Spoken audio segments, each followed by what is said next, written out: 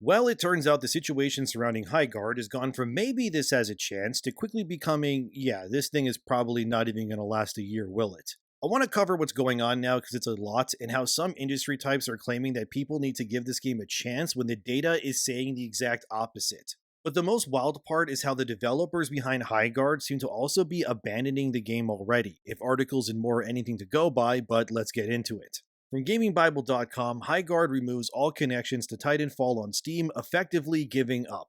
Yeah, so this is a weird one that's got quite a few people wondering, wait, what's going on here exactly? So in case you don't know, Highguard was made by Wildlight, a new studio that is largely composed of ex-Titanfall and Apex Legends developers. They used to work at Respawn until they went off and decided that they wanted to make their own original game. This took about 4 years, and now we have Highguard, which is effectively being roasted everywhere because it does nothing really new and people are largely leaving the game already. The reason why this is important, as Gaming Bible also brings up, is that Wildlight has been using their credibility as being ex-Titanfall and Apex developers as a way to sell their game. Look, we made these two franchises that are successful. Well, Apex is still successful and is also a spin-off technically of Titanfall already, but Titanfall has largely been abandoned, which sucks because it's a really cool concept. But you still get the point. But this is where people are now raising their eyebrows. As seen here on Steam, Highguard, when it initially launched, had the tagline, "From the makers of Apex Legends and Titanfall." As you can clearly see on Highguard's info there before, and this is before obviously, its initial release. Again, this was done to garner hype, get fans who were familiar with these people's work invested to try the next big thing. But now that they've removed their previous works, it has people wondering if the developers have already given up on Highguard before it's even really gotten started. My guess is that it's very likely that Wildlight is having conversations already on what to do here. I mean, you can look everywhere you want. Most people have already written the game off. I'm not here hoping that Highguard fails, even though some may think that. Instead, I want to use Highguard as an example as to why what's happening is happening, and how it can also stop being something that continues to manifest in the future too. Removing your previous works from your newest work was likely something maybe requested by someone else. I would wager that Respawn themselves, who, made Apex and Titanfall, which still supports Apex to this day, they probably asked Wildlight to remove their names from their game because it's poisoned by association pretty much. You don't want to be associated with something failing because it might cause people to think that failure is also attached to you somehow, even when it isn't. Aftermath.com, however, is also blaming YouTubers, streamers, and people on Twitter pretty much for Highguard's failure. Here's their article.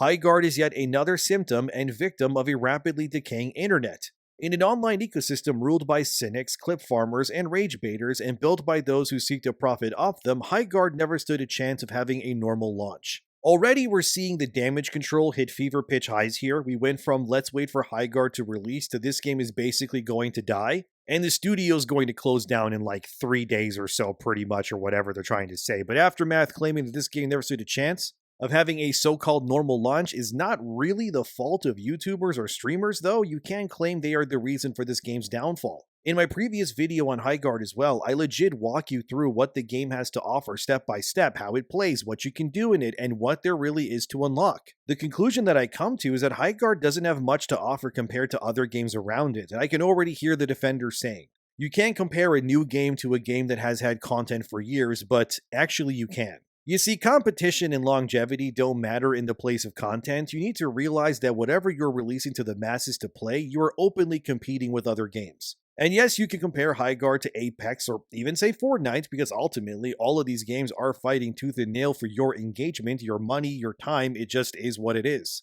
And it's really up to developers and publishers to ensure that their game is actually worth your time and gives a reason for you to drop that other game that you're playing currently for this new one instead. And frankly, when you look at Highguard, which whether it's fair or not, it will be compared to Marvel Rivals and Overwatch and Apex and Fortnite and more, there is practically nothing to unlock or chase versus what those other games offer. I agree, it isn't fair maybe, but that's the reality anyways. It's like a fresh, new-faced player joining the NFL. The other more experienced players with leagues of games behind them aren't suddenly going to give you a chance just because you're a new player. You have to prove to the others who've been there longer than you have that you deserve to be there in the first place. You need to equal them or even surpass them. If you have any real hopes of continuing your career in football or basketball or any sport, I guess. And that's what it's like to release a new PvP game whenever you do. Plus, you can't say people don't give new games a chance. Arc Raiders isn't even 6 years old yet and has over 12 million units sold already. You see, Arc Raiders is the opposite of the same coin as Highguard. Arc Raiders actually launched with things to chase. It has a skill tree, there's gear to find, stuff to loot.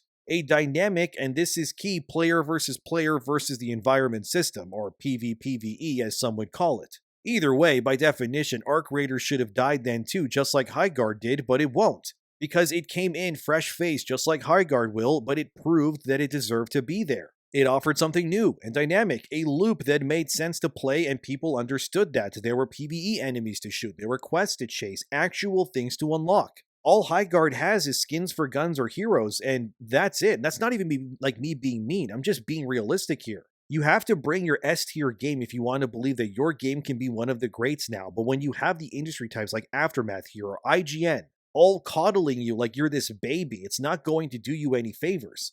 It instead makes you, as in the Highguard team, actually look pathetic, that you need the access media to run defense for you because your work can't speak for itself. If your game was good, people would play it. That's all that really matters. Unfortunately for Wildlight, Highguard is not very good. It's forgettable, it's lifeless, and it lacks any reason to continue the chase, if you will, compared to what its competition offers. Of course, Aftermath is seen here tries to shift the goalposts and claim that Highguard would have thrived in the previous era, as in like Xbox 360, PS3, or maybe even the PS4 era. But apparently it's due to how content is made now that it apparently won't, I guess, but Aftermath is just talking in whataboutisms here. Because Highguard couldn't exist without the modern iteration of gaming that is ongoing, which didn't even reasonably exist back in the era that Highguard would have apparently done well in. This is like saying, oh man, those 300 Spartans could have held back all those Persians if they had like gunships and helicopters instead of spears. I mean, yeah, true, they could, but it doesn't make any sense since none of that existed during that era, so why even bother making the argument in the first place, you know what I mean? Highguard, if you ask me, would have failed back then the same way it would now, because its gameplay loop is effectively pointless. You spend half the match not shooting anything in a game that is literally labeled an FPS on its tags when you look at it on Steam. Imagine if, like in every level in Super Mario, half the level was you being forced to walk, unable to jump or interact with anything there pretty much. Then halfway through, now you can suddenly jump for a bit, and then the level is just over. Like, that is Highguard with its shooting. You exit the base, you scavenge blue-red chests and crystals, where you don't shoot anything besides maybe a wall if you want to mindlessly shoot a wall to open it, I guess. I think we can agree that's not exactly riveting gameplay if you're just out of charges, but besides that, nothing interesting is happening, and that's the point. It's only once you get to the sword phase, which is the halfway point of that current match, that any real shooting then happens. Even the teams are small, there isn't exactly much to shoot at. Then you get sieged or you siege the team, which is where the real game actually begins, but that's about 75 to 80% into any round. Then you either lose or you hold them back, you reset everything, and then you spend the next 50% and then some of the second round again shooting nobody until the sword regenerates again. That is just not a compelling gameplay loop. I'm not sorry, that is something someone on the team should have brought up, but they clearly didn't. And I'm not surprised to learn that ex-Concord developers worked on Highguard, because yeah, I can tell, because any other developer would have looked at that gameplay loop and immediately realized, wow, you do a lot of nothing every round of this game, don't you? There's actually a rule that the Bungie developers had when making the OG Halo games that will always be relevant, really no matter what. Every game is essentially the developer finding a satisfying and fun 30-second gameplay loop and then repeating that loop over and over to keep you engaged. In Halo or Call of Duty's case, or even Apex, that makes sense, right? You're moving, you're shooting, and you're seeking out enemies constantly. In Mario, you're jumping and you're gliding and you're shooting fireballs, riding Yoshi. Or in Dark Souls, you're meticulously turning a corner, getting ambushed, or attacking something, surviving to see what's around the next corner. These gameplay loops defined their 30-second intervals is what you play those games for in the first place. It's why even songs, for example, also have structures where the chorus is designed to keep you engaged to hear the next bridge of the song to then loop you back into the chorus again. Everything has a design to it, and Highguard forgot what that 30-second gameplay loop should be. Because objectively, when you start it, the first 30 seconds of any match, no matter what, is you reinforcing walls, then standing still, waiting for a gate to open. That is just the truth. You can't dispute it, especially if you played the game. And then the next minute or two is spent running around just collecting stuff. Again, barely if any shooting. The loop is just unfulfilling. Only when that sword phase happens does the 30-second loop finally emerge, but by then you're halfway through the round already. It would be like playing Call of Duty Online, but every match for the first half nobody can shoot a gun or do really anything. Instead, you're all just walking around the level looking at things, and then 7 minutes into the game they go, okay, now start shooting people, I guess. Like, no, you would abandon the game immediately. This is not a player fault in this game failing or anything. This is just like Concord as well, which is why I bring up that ex-developers also worked on Highguard there, because it's another victim of toxic positivity again. It reeks of that same misguided game development that doomed Concord, but somehow it's even worse because at least Concord let you shoot things immediately, instead of making you wait minutes at a time before actual combat would begin. The only way this game released the way that it did was because people who worked on it were too scared to bring up any real feedback due to fear of criticism or pushback from their fellow developers. They are now instead taking the real criticism of players who weren't obviously paid to play test the game, and they weren't whined and dying to write positive articles about it like Screen Rant did, and now they're finding out in real time that, oh crap, we made a game about nothing for half of its runtime and then we shipped it and let everyone play it. Again, look, I'm not happy that Highguard is failing. I'm not here twerking on its grave, okay? I'm just saying we need to have an honest conversation here. That maybe the industry needs to stop running damage control for subpar products so often. I mean, Aftermath, however, then tried to blame what they call right-wing YouTubers as seen here, claiming that they feast on games that do poorly, but honestly, the failure of Highguard is kind of just universal. It doesn't seem to be just a right-wing thing, it's just everybody, man. I don't know what Aftermath is getting at, because look at the Steam charts right now. It's at 11k players, and in 3 days, which is when I'm writing this since the game released or so, that means that Highguard has lost about 90% of its entire player base already on Steam, and again, it's a free-to-play game. Doesn't even cost you anything to play it, yet the player counts are still cratering. If we take just the Steam players alone and divide that by 6, since every match needs about 6 players for the 3v3 match mode, obviously, it means on Steam alone there is currently 1,857 online matches of Highguard happening right now, which is, yeah, kind of abysmal. I wouldn't even say this game's diversity or whatever ruined it. The characters look fine, I guess. The women aren't gross, thankfully. The men look normal. Nothing about the character designs are bad per se. I haven't seen any developer really attacking players either so far, so that's a plus. But there is just a case of they just released the most bland game imaginable and thought they could ride the coattails of previous successes. But like I said in the beginning, the developers have already outright abandoned the game pretty much when it comes to name recognition alone, and that's a really bad sign. Doesn't fill me with much confidence that we're going to see this game reach its 1-year anniversary at this point, because again, every episode, which is like a season or somewhat, is supposed to have a new hero, guns, and maps that are coming. But again, none of those additions will fix the fact that the game will still have 0 PvE enemies, and that they're still only going to be shooting for half the match, and the teams are still going to be really small. It's like adding a new chandelier to your room, but the whole place is flooded. Like, how does a chandelier change the fact that we have water damage we have to deal with? Like, it makes no sense to me. Like I said in my other video, I think this game could massively benefit from a 6v6 team deathmatch or domination game mode, like very much so. Like they need it desperately, dude. But that would require time and resources to design maps for that sort of gameplay, so I don't think they're going to do it.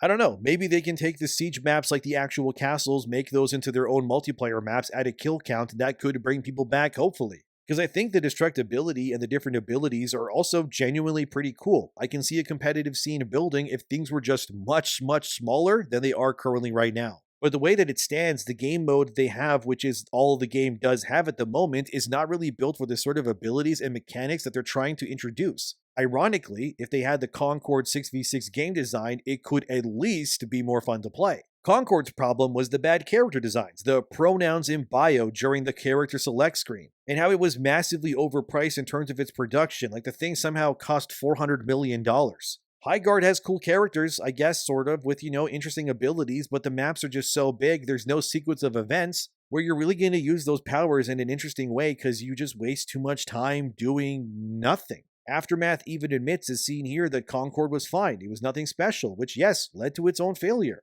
It's like these people understand why things fail, but then they refuse to admit it themselves. It's so weird. Like, that fine isn't good enough in a space this competitive. You need to bring your S-tier game like Arc Raiders did too. Even Fortnite is leagues ahead of its own competition, and they add new things like all the time. I can already hear people saying, oh, it's not fair to compare this to Fortnite. Fortnite's made by hundreds of developers. Well, too bad, okay? Life isn't fair. Nobody owes you anything. We don't need to coddle developers because their feelings will get hurt. They made games that survived. Apex is still going, clearly. So they must know how to make games that garner hype and fandom. But this was a miss. It is what it is. You're not going to hit the net every time you shoot, right? Like, things happen. But this weird defensive technique that these people got going on it is just really weird, man. Then there's Paris. That's another game industry journalist, Access Media type, who said this via Twitter about Highguard. If you love video games, always root for a game to succeed. The ripple effect of a failed game on the industry impacts the people who make the games and us, the people who enjoy playing them, for many years afterwards. You're witnessing that impact right now, except not really. We shouldn't be rewarding bad games simply because people made it. It's like saying that we have a moral obligation to watch every movie, watch every Disney Plus show, or read every comic book or just book in general because someone took the time to make it. And that if we don't do that, we're bigots or something. Like, that's not how it works. If it's not interesting, it's just not going to happen. No amount of guilt tripping is going to force me to go to the theaters to see some movie that I don't want to see or watch some Netflix show that I have no interest in seeing in the first place. It's always up to creators to make content that people want to watch, like you are right now watching this video. I can't cry and say, why didn't you watch this other video I made, I guess? Well, maybe the topic wasn't something you wanted to watch, right? It is what it is. No amount of crying and guilt tripping is going to really change anything. We shouldn't reward bad products, because if we do, that's how more bad products get made in the future. They tried this already from 2020 to 24 with their games. It's a big reason why my channel even exists, because I had to push back because I saw what people like this Paris guy who aligns with Kind of Funny and people like them that has parroted stuff for years. These are just yes men, corporate yes men. Like, the dude is just going to say yes, keep making games no matter how good or bad the quality is. And it's because of people like that, they don't push back when the slop comes up, because they just want their access, right? That's why they're called access media. That's what legitimizes them. But the people that actually buy and play games, they don't want the slop. They want better games. Why would I want to waste my time playing a bad game on my own free time? I don't want to do that. I want to play games that are fun, not generic slop, because I don't want to hurt someone's feelings by telling them that it's bad. And you as a customer have every right to not support a product. It's a product for a reason. Consuming and rewarding slop being made is how you end up getting more slop, because you were actively funding that garbage being made even further. Like, this is the equivalent of that meme of don't ask questions, just consume product, pretty much. Don't ask questions, just consume product and then get excited for next product. Like, I'm good. We're long past the point where I'm just going to consume product. If your game sucks, if you belittle me or talk down to me or just attack me for liking what I like, I don't care. I have no reason to help you or waste my time or my energy uplifting these sorts of people and what they want to make. There's too much good stuff in this world to waste my time on bad things. Neo 3 is coming out. I've been playing that game and it's awesome. Dragon Quest VII Reimagined is almost here. I want to play that too. I'm also still playing Raito Remastered and streaming games like Resident Evil 7 and Village eventually too. So why am I going to put these games aside for more Highguard of all things? Like, you're out of your mind, dude. It's not going to happen. I think this comment on that Paris journalist guy's tweet sums it up pretty well, which reads, "Sorry, but no team is entitled to automatic praise just because they worked really, really hard on a game. If they want their game to succeed, then they should put the effort into making good games instead of another live service slop." It's exactly this. It's like a YouTuber demanding that every video they make must hit 1 million views or their viewers are mean and bigoted. Like, that's not how it works. You don't gain support by being a crybaby, I guess. I brought up this article in my previous Highguard video. It's this one where a PC gamer journalist said that Highguard is good when you don't have the internet telling you that it's nasty. Well, then Twitter user Permaban did a little compilation, and look at this dude. The same guy who wrote that apologist Highguard article wrote similar things for Concord, Kill the Justice League, and Assassin's Creed Shadows. So don't tell me that these websites are not ran by people who are undeniable enjoyers of slop that blindly consume anything that is placed right in front of them like they're pigs at a farm because they want to keep their access. This Morgan Park guy from PC Gamer is literally 4 for 4 with his bad takes on games that failed. We can't be serious. We can't take this guy like serious at his word. We can't. You even had Cliff Bleszinski, who made Gears of War and Lawbreakers, and actually Lawbreakers has a lot in common with Highguard actually, since it too died pretty quickly, but as seen here, he says that people hating on games is exhausting to him.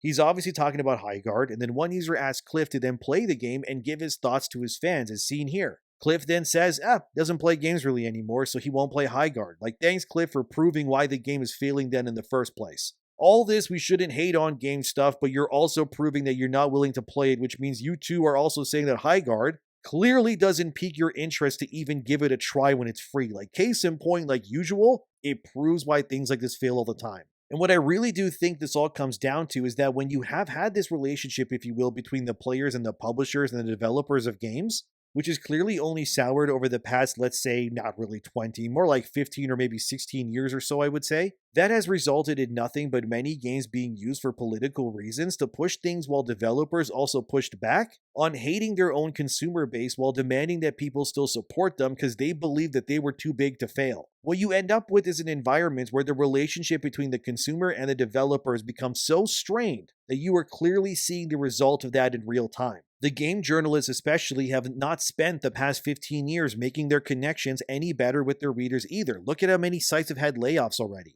Kotaku, Polygon, 1UP doesn't even exist anymore. The Gamer had big layoffs too. It just keeps going. The problem is clearly not the consumer. It's the disconnect between the people tasked with being the voice of reason in games media from a mostly traditional standpoint, or what they would call access media. They are the ones that have lost their ability to relate and speak to the consumers, which rank in the millions. And it's also very obvious that when it comes to games media, if you don't have the right politics, they just ghost you, they attack you, or they try to cancel you. There is no reasoning with a body of people like this when all they want is their politics and belief systems to reign supreme ultimately. And they will use any game they can as some sort of vehicle or weapon against the very people who quite literally pay their bills via engagement. So it's no surprise to me that from what I presented here that everyone from X-game developers, journalists, websites have all collectively formed the exact same hive mind monolith opinion that they always do, which is the same politically correct, by their standards way of thinking and believing that everyone who doesn't agree with them 100% of the time are either idiots or just frankly insane. But when the vast majority of real people disagree with them and their games they push fail, the only logical conclusion is that the game's access media and their friends